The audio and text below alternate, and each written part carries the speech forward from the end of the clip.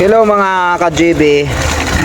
So, ganito po yung ginawa ng dating kontraktor dito sa pinakadulo mismo ng itong tubo.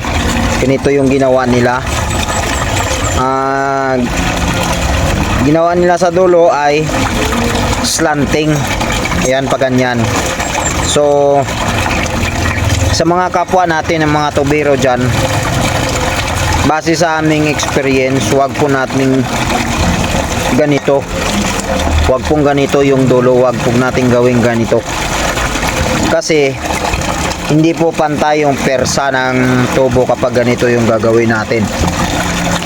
Mas madali itong mayuyupi dito. Mas mabuti pang ipantay na lang. Ganito. Igawin yung pantay para yung persa ng tubo ay sabay-sabay. Yan, kung baon yung stelo ninyo.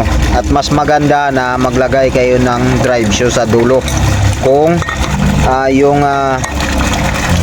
pinapalo ninyo yung tubo. Yan, so wag nyong gawin na ganito mga ka-JB, yung parang paslanting. Kaya ito ang nangyari dito mga ka-JB.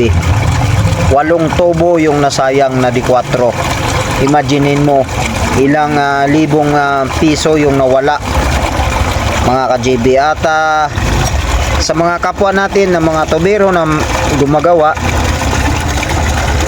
kanya-kanya naman tayo ng style, diba? Hindi naman kami nakikialam sa inyong mga estilo. Ang mahalaga, lalabas yung tubig mga ka-JB, lalabas yung tubig kapag tayo ay magtrabaho. Yun lang ang ating pinaka-goal. Depende na sa inyo yung diskarte ninyo kung ano yung gagawin nyo. Basta i-sure lang natin na lalabas talaga yung tubig. Ayan, so kunting advice lang na wag nating gagawin na ganito yung dulo ng tubo. Wag nyong islant. Yun, pantay lang. So, thank you.